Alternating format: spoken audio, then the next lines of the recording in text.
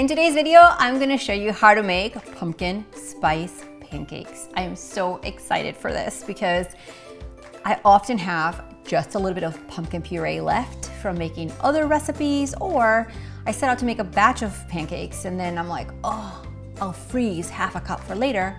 Here is the later. I'm going to start by placing some flour in a bigger bowl. Now I'm using all-purpose flour for this recipe. I have tested it with an all-purpose gluten-free flour. I'll make sure to link the one I like below so you can make these pancakes gluten-free if you need to. To the flour, I'm going to add some baking powder. Now baking powder is going to give our pancakes that fluffy texture. It's gonna help them rise. Since there's extra moisture from your canned pumpkin, you definitely wanna make sure that your baking powder is active. To that, I'm going to add a little bit of salt. I'm also gonna add my pumpkin spice. If you're like me, I love pumpkin everything year round, I use my pumpkin spice on pancakes, milkshakes, smoothies, really on just about anything.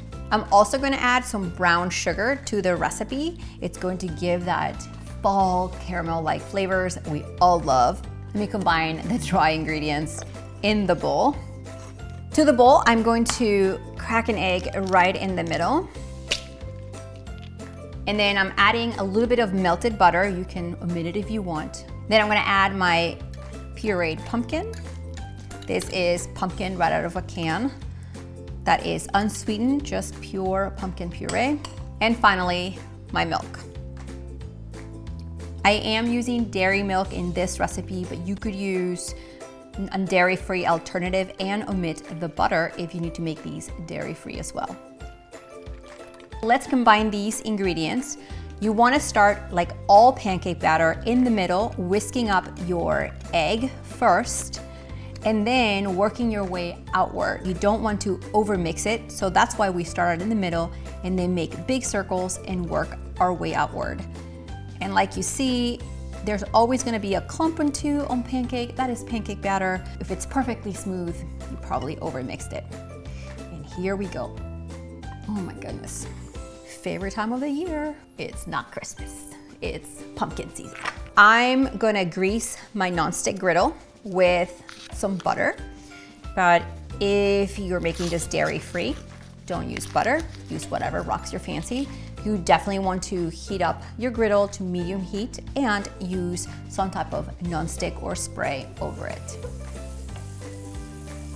I find that using a griddle is a very efficient way of making pancakes when you have a hungry family, because I can fit quite a lot. So with a scoop, I'm just going to pour my pancake batter, starting at the top, and work my way backwards.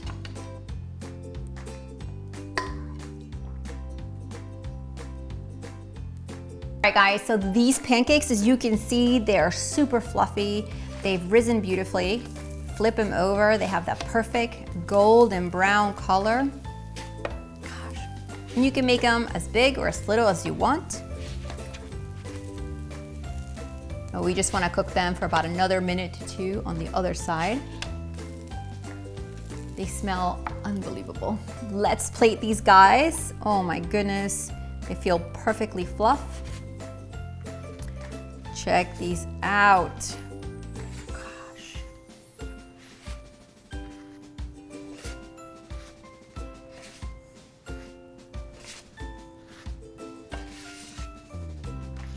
Like in all my videos, you'll find the recipe right below. Let's do this. A little maple syrup over the top. You know this is good. Check these out. Let's take a dig into them. So fluffy. Look at these. So good. Grab the recipe right below. Hit that red subscribe button so you and I get to cook together every single week. I'm gonna eat these, finish these off. See you next week.